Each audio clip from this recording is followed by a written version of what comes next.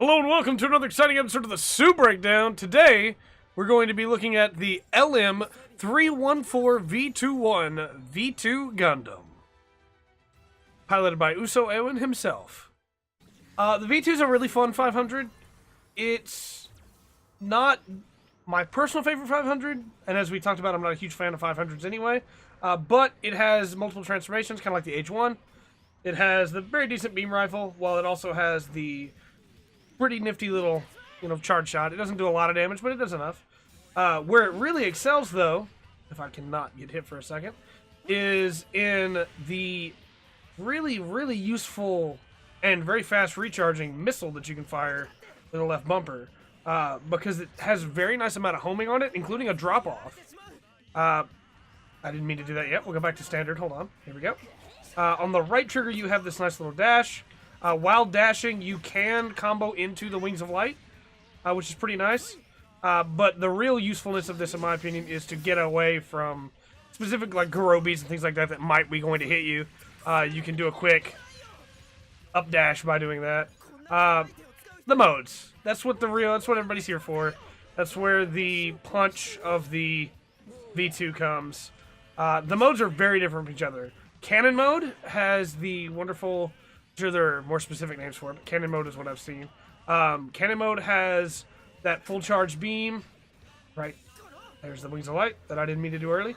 Right there is the charge shot, and then it has the beam. Does pretty decent damage, getting it knocked down pretty quickly. And then it has the ability to fire the V, which was always the dumbest attack in Victory, but I love it. I love it because it's so dumb. It also sticks around for a while, and if people aren't careful, they can dash into it. Which is pretty crazy. Really want to... It does some pretty decent damage. There we go. And stuns if you can hit with it. The basic melee combos don't actually change that much between the modes, except for the availability of the Wings of Light. So, like, for instance, you have this ability to drop your shield there, whereas in the standard mode, you can bash with your shield. They're all, like, little variations on each other. Right now, the shield's still up there, so I don't have it to bash. But for the most part, they're pretty similar. Here you go into the stab instead of the Wings of Light. The other mode that you have is the Heavy Buster mode that allows you to use the shoulder cannons. You have access to a different kind of charge shot. Fires these missiles out in a very nice little variety there. You have, I messed it up, you have this full charge that does all of it, missiles and everything. And then we will use the, okay, she knocked us out of our burst.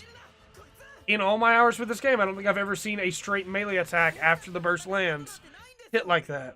Those are the main differences between the three modes. I'll now show you a couple small tricks and some other melee differences between the three that really allow you to do some fun mix-ups. It does, however, require you to basically memorize left for, like, heavy buster, right for cannon.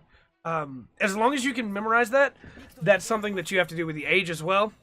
It can pull off some really fun moves that you might not expect it to be able to do, because it can actually switch pretty quickly between the modes. The only thing is that you have that animation, but once you get going, fire out the V. It's not going to hit. Neither is the beam. All right. We'll get in with the Wings of Light, which has a really nice combo attack, and then follow that up with dropping the shield, which we can fire through and stand behind. This is one of the best things you can do when it comes to Garobis or funnels. See? Just like that. By being behind it, the Garobi didn't hit us at all. The shield comes back on its own. You can dash through the V, which is a really nice thing to be able to do. But like for here, they're pretty close. We want to get some distance here. So we switch over and fire a couple beams. They're still too close. Switch back to normal. Then we have our wonderful dash. By doing that, you really capitalize on the abilities that the V2 has, and it allows you to get some surprise hits on your opponent that they may not really expect. But be in mind, if you press the left trigger and you do not choose a direction, and you are the basic V2, then you will just stand there, like this. You will waste burst and do nothing. Boost and do nothing. Sorry, not burst.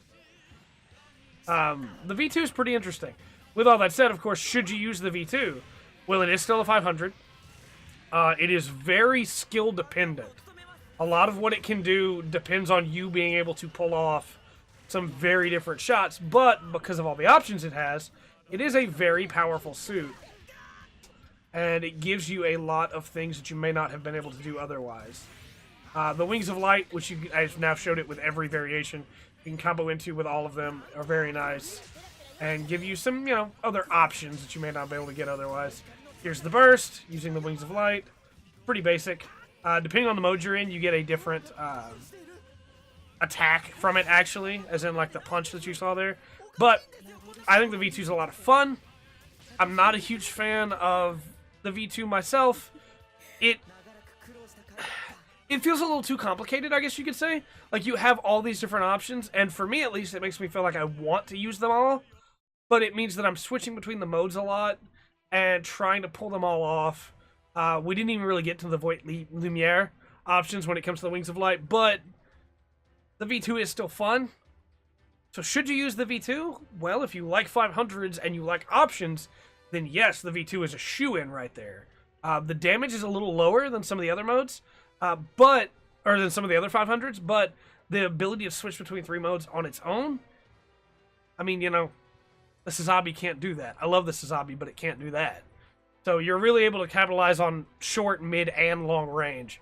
However, it is still a 500. It is very complex, and even with the amount of practice that I put into for this suit breakdown, I still couldn't show off everything that I know it can do. But with all that said, I still think it's fun. I still think you should at least give it a shot if you're on the fence. But it's not the 500 I would recommend, even though it definitely has some of the benefits to be able to show for it. With all that said, though, I've been Trey. This has been the Full Spectrum. And remember to always enjoy the full spectrum that the V2 Gundam has to offer.